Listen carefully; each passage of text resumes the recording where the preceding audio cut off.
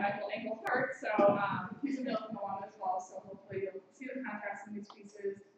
This is our little thank you for letting us sing, and a final thank you from me for letting me just be here and direct this choir and just be part of this congregation. So without further ado, do not be afraid.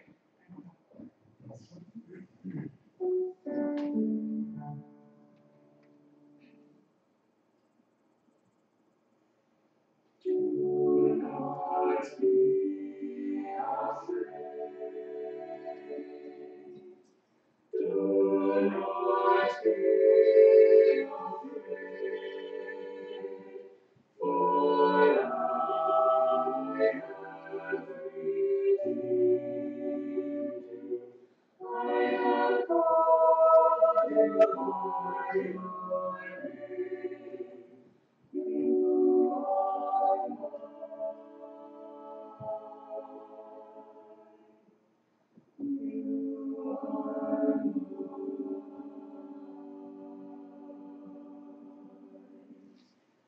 When you walk through the waters, I'll be with you. You will never sink beneath the waves. When the flood is raging all around you, you will never be consumed by the flames. Do not be afraid. Do not be afraid. For I have redeemed you. I have called you by your name. You are mine.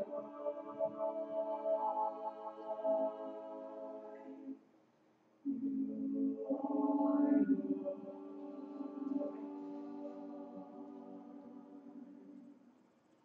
When the fear of the fierce is looming, then remember I am at your side.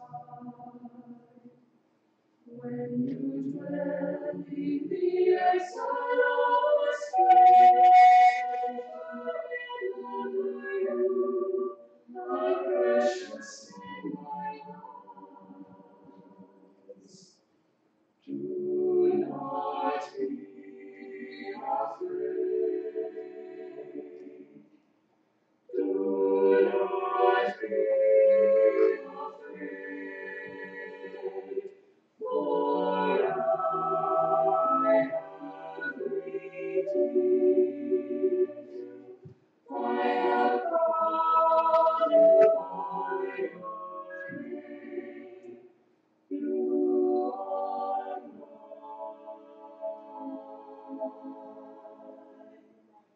You are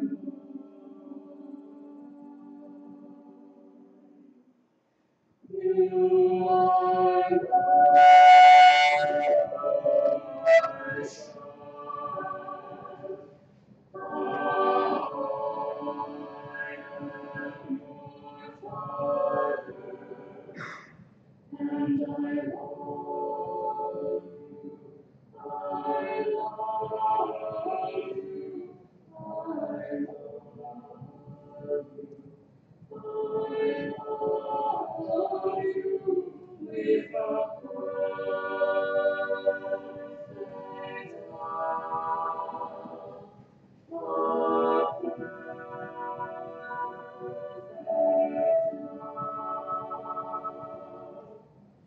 Do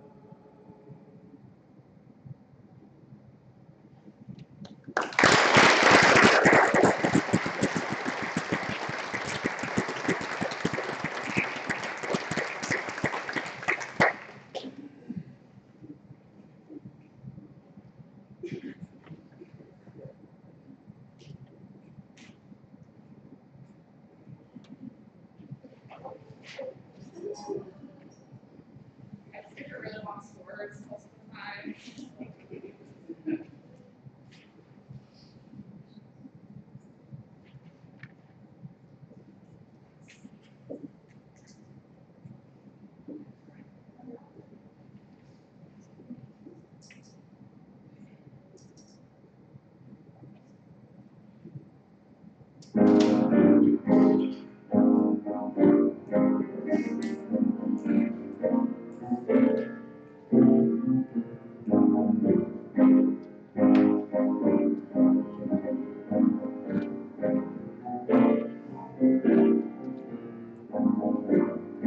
Oh Lord, help me get through this day and embrace the universe that you made.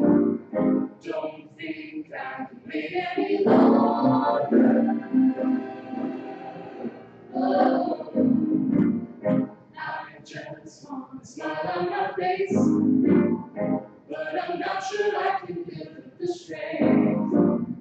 Oh Lord, won't you make me feel stronger? You need sight with me, eyes can't see. It's a reflection of the one who created you and me. I believe it's a gift for the deepest of hearts. I believe it's a season spring and the I believe there's a reason that we're here on the earth. I believe,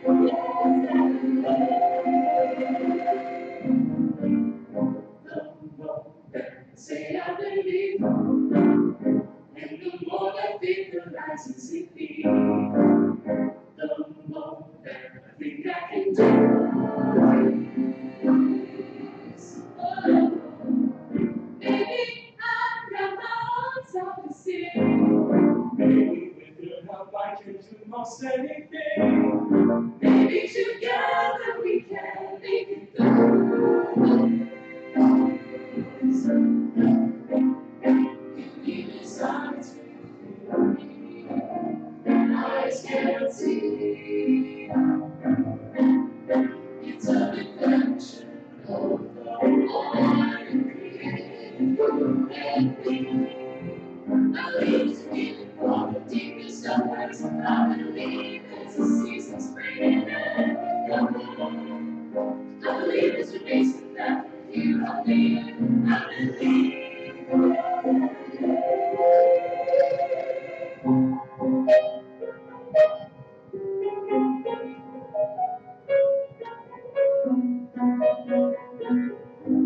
He's here by my side. It's my comfort by day, my song in the night.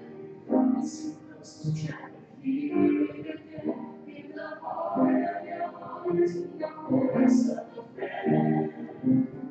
Oh, it goes up, oh, oh, oh,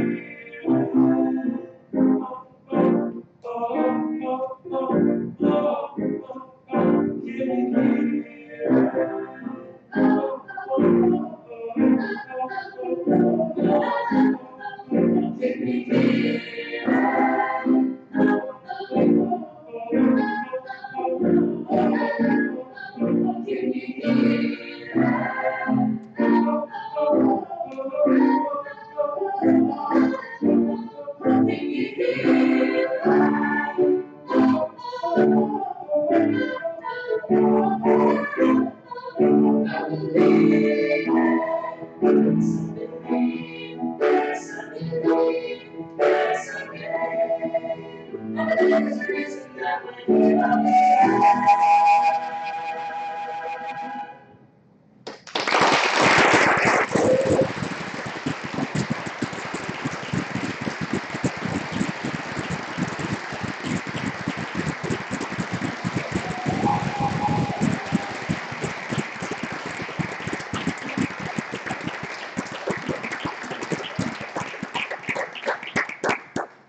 don't know if this is my place, but it's a cry.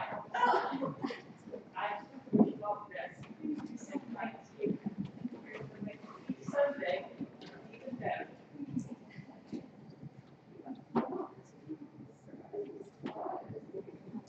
Another round of applause.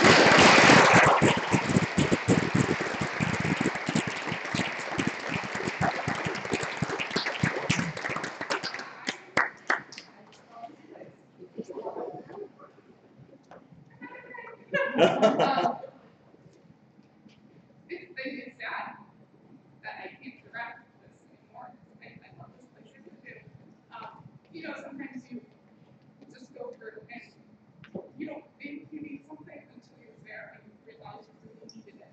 And this congregation was the place that the thing, the people that I needed when I least expected it. And I think that for letting me just during the short part, I invest a whole lot of times and then learn from it and become a better teacher, a better educator. So I really appreciate everyone in this congregation. I love you all.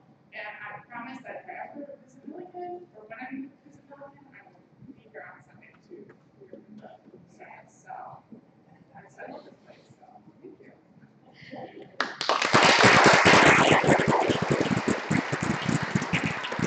Taking over my position as Miss Heidi Boop, so she's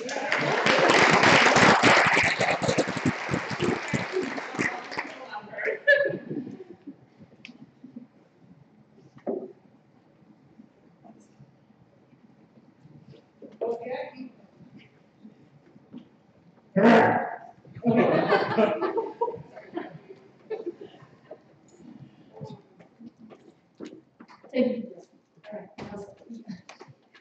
The choir secret is out. Why we sound so good. Won't catch me out there too. Ooh, wonderful.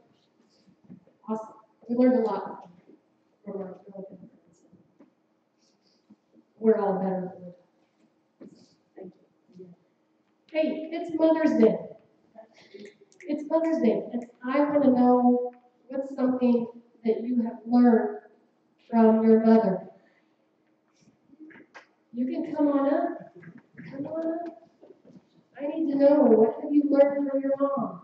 All the really, really important things, like how to match socks, folding clothes, all that good stuff. Come on up, guys. Yeah, you have a job later, too. Ooh, it looks so nice, Dee. Mom, how about that? Look at all their smiles. Okay, so what have you learned from your mom? Moms don't pay. What's something that you have learned from your mom? What did mom teach you? Yeah, think about it. Okay, I'll tell you what. I will start. Something that I have learned from my mom. Aside from the fact that my mom could do like 10 different things at the same time and make it look easy, in the middle of all those things she was doing, I would have to cry out, Mom! I'd kind of cry sometimes. Well, I still do sometimes. And I cry out, Mom! And I would say, Mom, it was real important for me to learn how to draw a horse. Something I really wanted to do. Mom, help me draw this horse. So she would have to stop those 10 different things, the cooking and the laundry and the putting groceries away and cleaning the house, and she'd stop all that. She'd come over and she'd help me draw the horse. And the hardest part for me was drawing the head, the jawline of the horse. I had a tough time with that. She taught me how to do that. And do the nose. She was really good at it. She was good at everything. So she taught me how to draw a horse. once in a while, I like to try it out, see if I can still do it. Just in case my kids ask me, I can help them draw a horse. They haven't asked me anymore. But I can do it because my mom taught me. What did your mom teach you? Did she teach you how to draw something? How about baking something? Did she teach you how to bake? What do you like to bake? What did she teach you to bake? Brownies, cookies, cake. One of my specialties too. I'm not going to give out that secret. But moms, they teach us how to do all kinds of things, and they can make it look easy. Well, some moms can make it look easy. I don't know if I have that gift or not, because when my son was little, he said, "Mom, is it hard being a mom?" Let's make it look hard if you have to ask me that question. One thing I did teach him though was I taught him, and I don't remember this, I don't remember a lot of things, we don't remember a lot of things we teach our kids, but my son tells me that he remembers the day that I taught him dragons were real. I'm not sure if I should share this in church. But he said, "Mom, are there such things as dragons?" I said, "Yeah, buddy, you bet there is." "They're hard?" "Oh, yeah." "Well, how do you know?" "Because my butt's a dragon."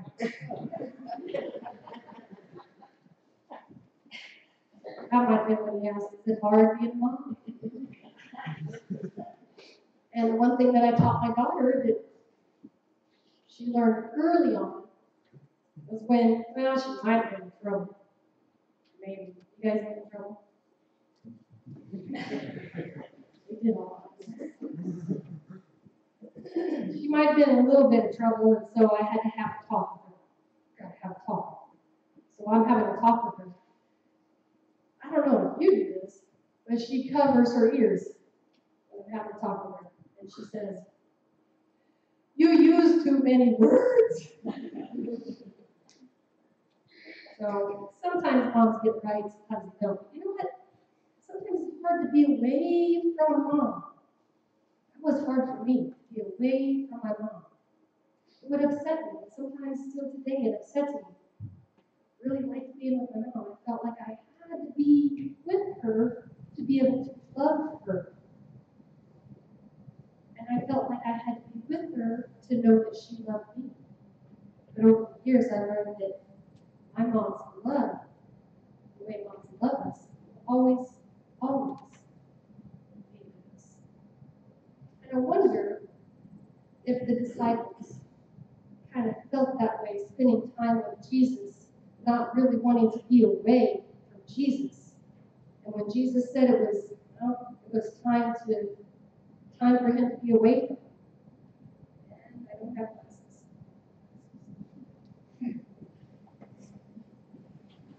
I had to take the glasses off by the way of tears. Thank you, Lord.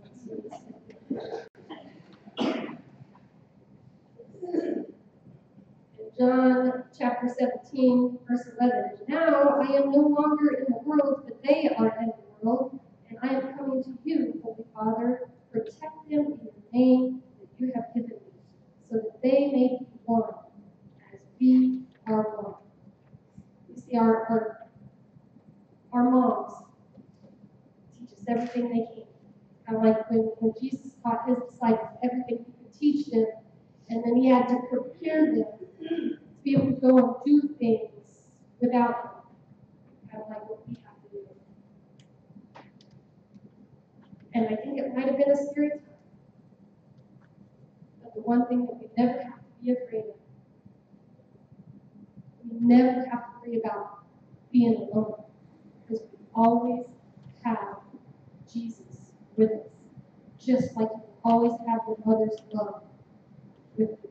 And all those things that she's taught you, you will be able to carry on and keep doing it in your life. I learned that from my mom. And the love that we learn from mom, and the love that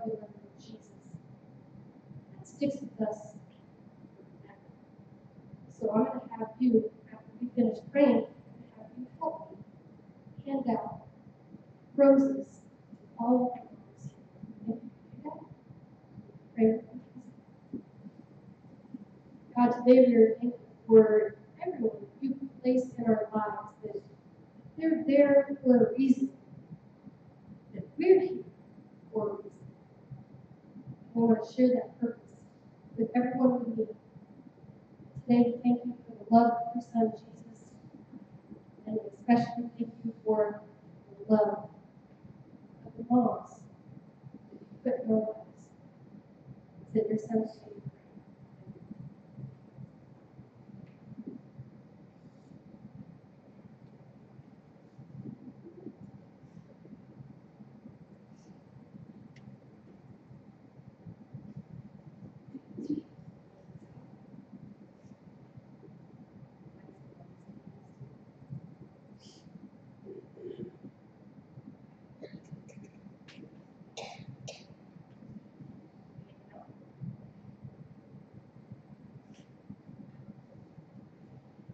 Okay, moms, raise your hands so they can find you. They're gonna help hand it out.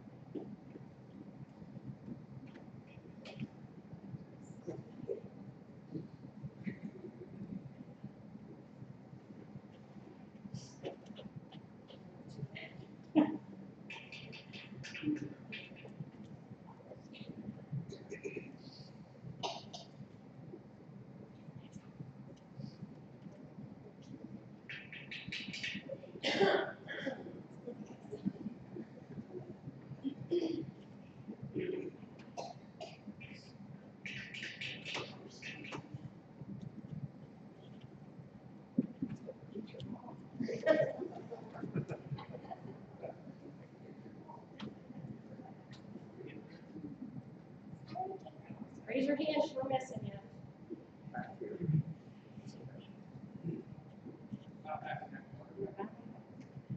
Two of them.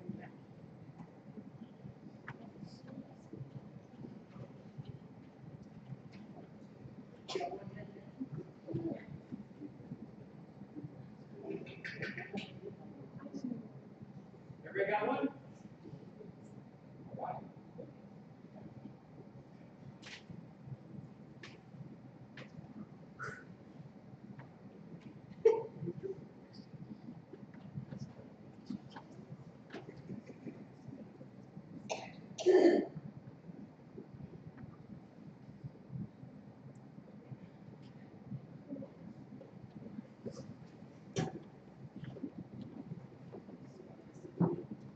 I will try to be very brief today. Because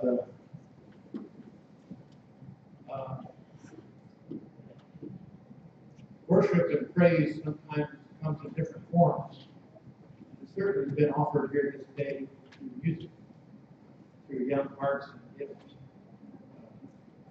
I'm not sure I can pile much more than is necessary. I invite you to hear these words from the 17th chapter of John's Gospel. This is Jesus praying for his disciples. I have revealed you to those whom you gave me out of the world. They were yours. You gave them to me, and they have obeyed your word. Now they know that everything you have given me comes from you. For I gave them the words you gave me, and they accepted them. They knew with certainty that I came from you, and they believed that you sent me. I pray for them. I'm not praying for the world, but for those you have given me, for they are yours. All I have is yours, and now all you have is mine, and glory has come to me through them. I will remain in the world no longer, but they are still in the world, and I am coming to you. Holy Father, protect them by the power of your name, the name you gave me, so that they may be one as we are one.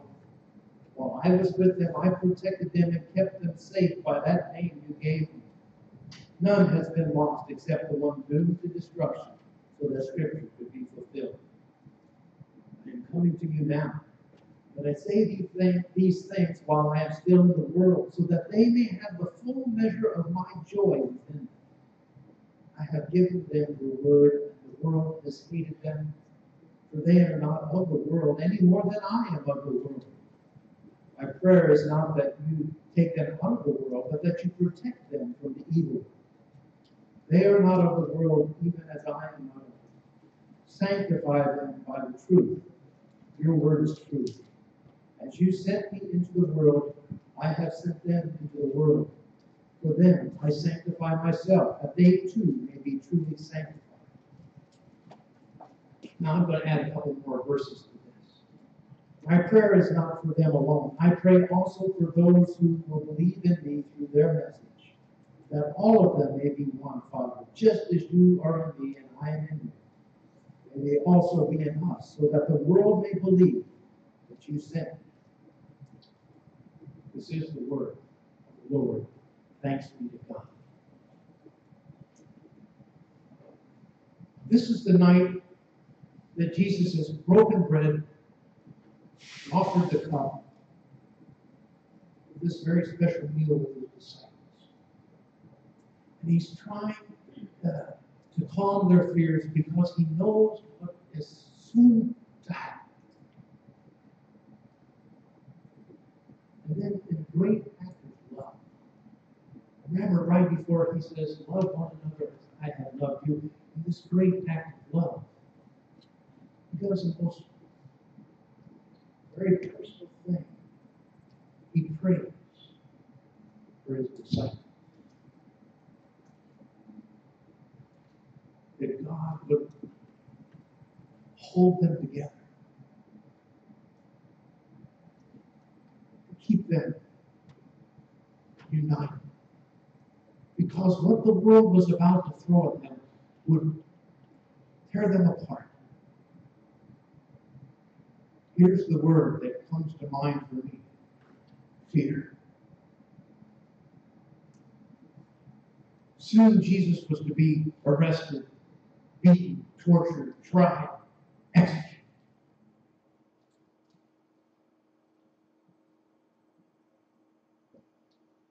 And Jesus knows that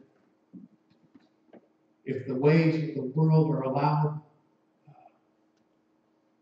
such pressure would be put upon his friends that they would disperse out of pure fear. I marveled today when I came. I heard Wednesday night our Millikan students practicing these songs they were performing. I didn't know what they were saying. Do not be afraid. Oh, listen. I said, do you know that that's not by accident that you picked that song for today? Do not be afraid. Actually, it's not by accident. It's just not by coincidence that you did that. Really? Yeah. All things happen for a reason. That image of that song is Psalm 43, Isaiah 43, the opening verses of that chapter. Word for word, in fact, depending on what translation you use. And it is God's cry to his people who have been shoved away that he's bringing them back. To not be afraid to be with them through it all. And that's the very ordeal that the disciples were going to have to face because the world was going to throw everything that they had at them. And God promised to bring it to us, to hold it together. Now that, my friends, If you ask me, seeing how it's Mother's Day, is the love that is expressed by mom who pray for their children, who long to see the family unit maintained in its integrity, in sync, if you will, to not have it disintegrate, to fall apart. That very love is what Jesus is calling upon here. They would be one. Why? Because there is no plan B. Jesus is going to die. It all falls now on the disciples who don't know it, to continue the story, to continue the mission of sharing God's love. They become the embodiment and are sent into the world.